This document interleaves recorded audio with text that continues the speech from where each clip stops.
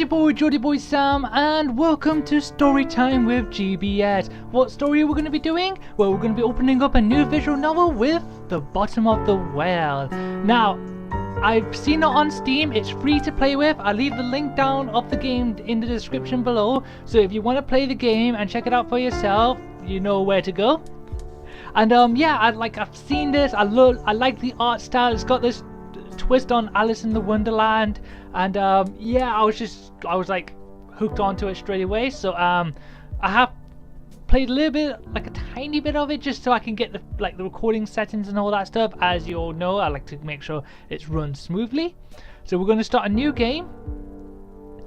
Welcome to Bottom of the Well. This game is a visual novel, meaning it is a mainly text-based piece of interactive fiction, a book where you get to decide what happens next. Most of the gameplay consists of picking your choices from a selection of options which will further the story. And yes, I will be trying to do some voice acting with these characters, as I have done all the visual novel. And I want to apologize for the bad female impersonation I'm going to be doing. Still working on that. Bottom of the Well does have some gameplay aside from the multiple choices though, the most important of which is the kind of Alice, your protagonist, you are going to play. For your first playthrough, we recommend you use default Alice, but the customization is there to be used. Now I'm going to be playing as default Alice from the start, and then if people like it, and if I want to play again, which I probably will, I will be doing the customizations and different variations of Alice you can do. There's probably going to be a lot. Even if you complete the game, a different Alice might have a very different experience. If nothing else, you might just find a new way to die. Thank you for playing our game, Red Nestle Studio. Okay, I would like the default Alice. Careers. Okay, accept and start. Dear Diary, September 13, 2015. Today I have the weirdest dream of my life. I'm waiting for Joe to come online, and this is probably Joe. Morning, eh? Morning. Did you catch the anniversary reading last night? No, well, I tried, but I fell asleep. Listen, about that. You fell asleep? Oh, come on! Alice in Wonderland is like our favorite. Let me finish. Something happened. I was tuning in on my radio. You're such a luddite. Amazing I can even catch you online. Shut up, I'm not a luddite. I just like analog things. Anyway, I was tuning into the broadcast and I must have hit the AM switch or something, because suddenly the channel changed to something else. What, aliens? Oh, government run number stations? No, it was weird. Like white noise at first. It's hard to explain. It's hard to explain why I was so drawn to it. I could hear snippets of some melody, maybe lyrics, but the signal was weak. So you tuned it off and continued looking for the Alice broadcast? So I went out my balcony and tuned the antenna around until the signal came through clear. It now sounded more like music, with the odd signal in the background. When logic and proportion have fallen sloppy dead, and the white knight is talking backwards, and the red queen's off with her head. Oh, so somebody's pirate radio broadcast of golden oldies? It felt like there was something else there, some message that the music was hiding. I know it sounds weird, and then I fell asleep. What a story. No, hear me out. I dreamed, and I didn't know I was dreaming. Do you understand? It was like it was entirely lucid, but like waking up in another world, except I didn't think of it as another world. Ugh, does this make any sense? You had a super lifelike dream where you didn't know you were dreaming, but you were still lucidly in control? Sounds pretty rad to me. I'm sure it would have been, except for the whole end of the world apocalypse bit in the dream. Oh, okay. Now you got my attention. I like the art. I do like the art style, I'll say that. So, like I said, it was the end of the world. Everything I did that day felt like the real thing. Every smell, every sound, every color, every touch. It's important you know that. I wasn't acting like I would in a dream. I didn't know it was a dream. Heavy. There was no warning, no build-up, nothing. Just between one moment and the next, the TV had tuned to the emergency alert system, and this voice that sounded like it'd been recorded in the 60s told us we were under attack. Were you alone? Yeah, I had two hads there. I had a really long day at the office, so I had sworn off in all social contact for the evening. I had the TV on in the background just as noise. Wait, what? The office? You mean you've got some kind of a real adult person job in this dream of yours? Yeah, actually, at the college. Student admissions office. Hey, don't sound so surprised. I am going to graduate in just a few months, you know. Uh-huh. With a BA in English Lit. Shut up. Such skills with words anyway. What happened next? Like I said, the TV suddenly tuned to the emergency alert system. Jacked the volume all the way up too. I didn't even know they could do that. The broadcast told us we were under attack right now, and that we needed to get to the shelter. That we had less than 30 minutes before the bombs hit. Jesus, sounds scary. At first I didn't want to believe it. I switched the channel, but they were all the same. And then the sirens started. Tornado sirens, flood sirens, I don't know. And I knew things were serious. So, what'd you do?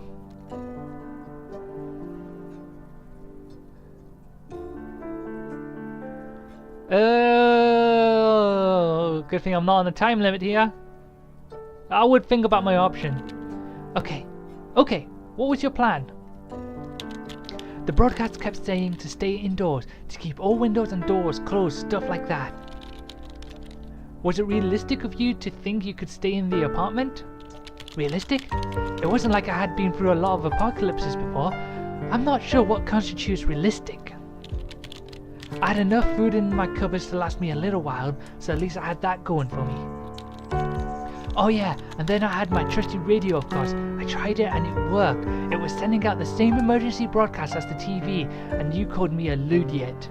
What is ludiot anyway? You got me there. So what did you do?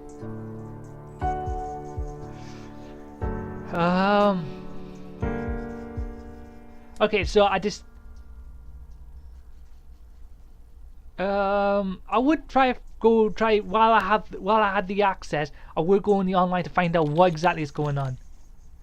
Did you try calling someone, like your parents? Oh, that might have been a good idea. Of course I tried, but it was futile. The phone network was completely overworked, but the net still worked fine. So what did you find? The net was still working, but the bandwidth was severely lacking. The major news networks were either down or overloaded, but all the big search engines defaulted to some kind of government site in super simple HTML. That kind of confirmed it was the real deal. Isn't the net supposed to be some kind of DARPA invention anyway? Wouldn't be surprised if they had some kind of system in place to take it over if need be. Well, they hadn't taken it over. You could still go wherever you wanted. Facebook still worked, because we couldn't live our lives without Facebook. Apocalypse-proof servers. Nice. It was insane. I tried to get in touch with my brother. He's the only one who even got an account, but there was no reply. I spammed my aunts and sent an email to my mother, but I don't know. It felt like I needed to find someone right there and then. And a group chat. It was spreading through our social network like wildfire. Someone had found the closest old fallout shelter that was actually still operable down on 3rd. People were going there, just grabbing all they could and running before the bombs fell. So what happened next? You know, I did find you online. That must have been useless. I'm all the way over in old Blighty, unless things were different in your dream. No, You were still in the UK. The bombs had already started falling there. Oh no. Don't tell me the Mad Hatter dies. Oh, no. You disappeared. There was nothing more to do. It was only a dream, Al. Sure. So then what?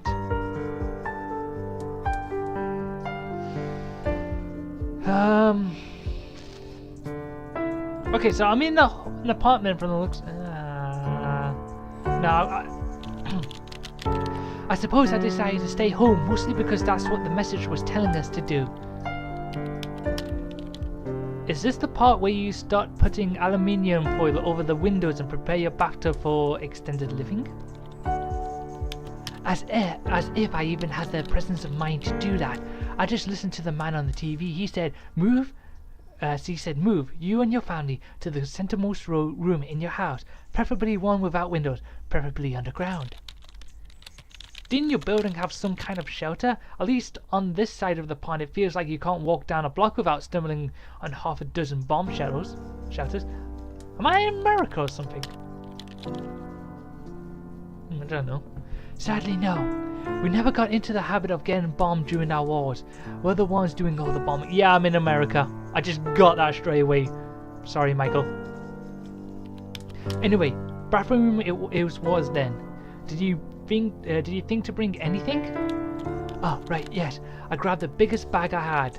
A backpack. People always called it magic. You could fit so much into it. Bigger on the inside and all that. Okay.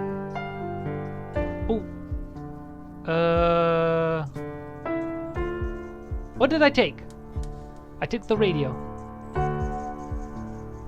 I'll be in the bathtub, so 2 lots of foods. And a flashlight. Oh,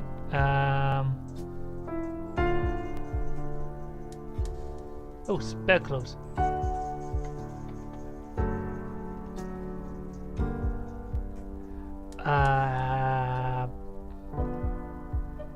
Map.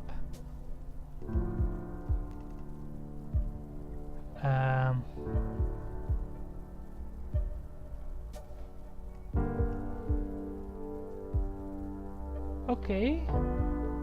That should do. Serious question. Why didn't you just bring your entire apartment with you into the bathroom? I mean, like bed, every scrap of food, etc. First of all, I was kind of afraid the building would, collapse. I wanted to be ready to run, so I packed my bags in advance. Secondly, the truth was I just didn't come to think of it. I'm sure I had tons of other useful things lying around that I just didn't think to bring along.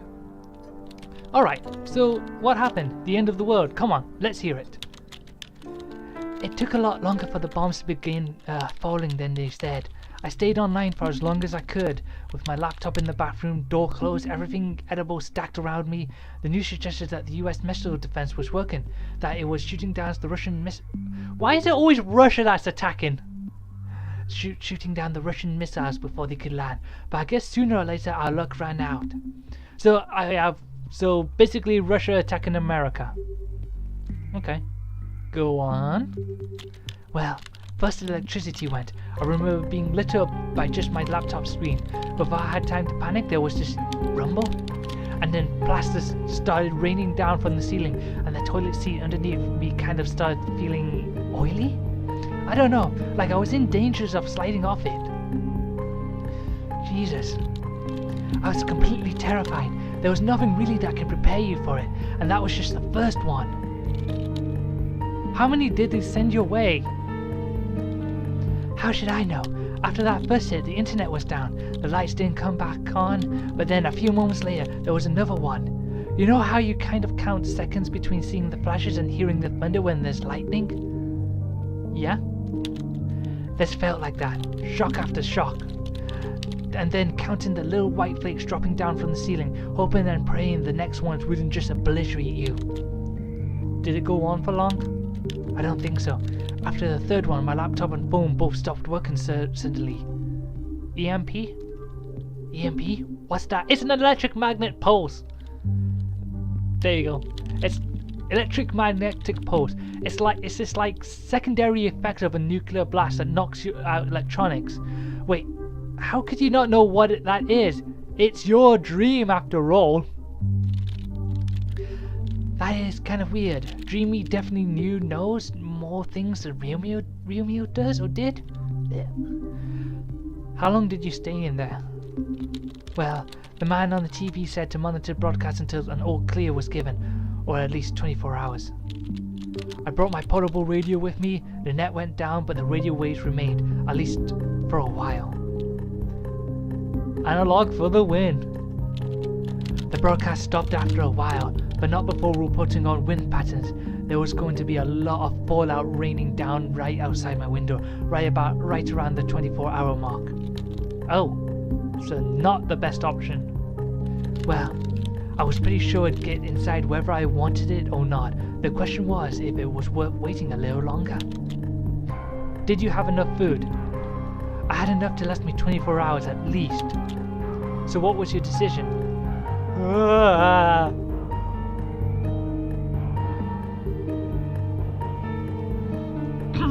God, this is getting serious.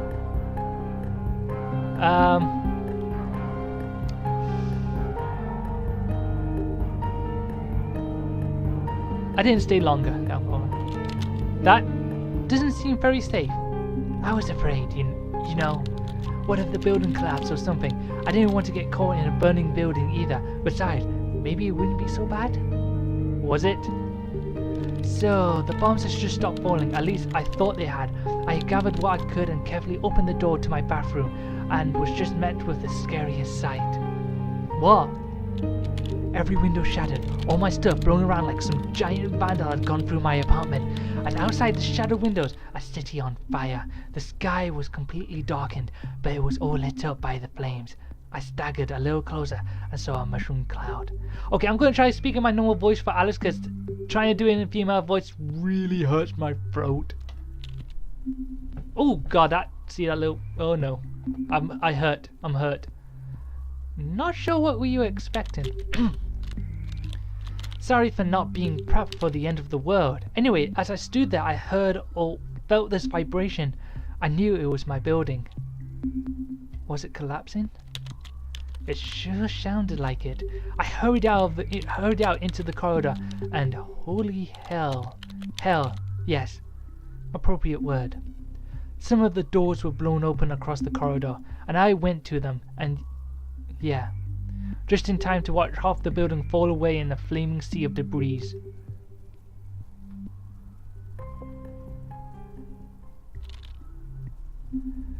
Jesus Christ!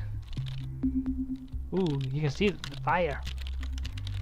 Like you can imagine, I ran to the stairs. Luckily they were still intact. I was afraid the whole thing would come crashing down any moment. You've got a very overactive imagination. Well, that overactive imagination caused me a lot of hurt in the dream anyway. See, as I was dashing down the stairs, I suddenly realized it was very, very dark. The fires from outside didn't reach all the way here, and I was already running as fast as I can. I thought I had a flashlight! Oh shit. Yeah. I was running full tilt like some deer animal limping. Something came up in the dark, some piece of debris falling off the walls from the explosion. I tripped, of course. Ouch. I remember just flying through the air into the dark, having just enough time to realize this might very well kill me. That happens to me all the time in my dreams. I can never just embrace flying. It wasn't like that. I remember feeling my teeth getting smashed out of my face. I remember the crack of bones and the pain. It was so painful. Luckily that pain knocked me out. Yeah, I usually wake up when I hit the ground. Ouch. I remember waking up a few times, but it was always dark. I remember being thirsty, but I couldn't move, not at all. All I wanted was a sip of something. It became an absolute obsession, so when Ross found me there, that's all I could ask for. Water. Ross? He lived in the same building. Doesn't matter, he found me in the stairwell. I died pretty soon thereafter, although he did get me a drink first. It didn't slake my thirst at all, but I think letting go of my obsession finally let me die. Holy fucking crap. What did you eat the night before the stream? Remind me never to eat that ever again. And thus concluded my dream. Well, that was interesting. What do you think? I think it felt incomplete, like there was something missing. That wasn't the way it was supposed to end, you know. Dreams are supposed to end in certain ways. This one was, I think. I felt like it was trying to tell me something, but I wasn't listening closely enough. Maybe you can try again next night, see if you hear the same recording. Speaking of, what frequency was this on? That's the weird part. When I tried to see, I realized I hit the right channel and that it was in fact reading Alice in Wonderland. And this isn't exactly some obscure numbered station frequency on the AM bands. Well, maybe you'll dream it next night again. Anyway, that's a good thing with dreams. You can always dream them again. And maybe do something different in the second time around. Ooh, now that's a good intro. Brand new shoes. Okay. Oh, got the credits. Okay. Alright. Doo-doo. So I didn't survive very long, did I? First death. Oh, what's... Is it already over, hon?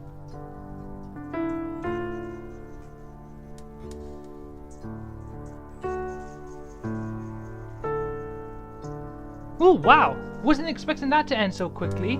Well, anyway, I may be doing another one and seeing what I can do differently.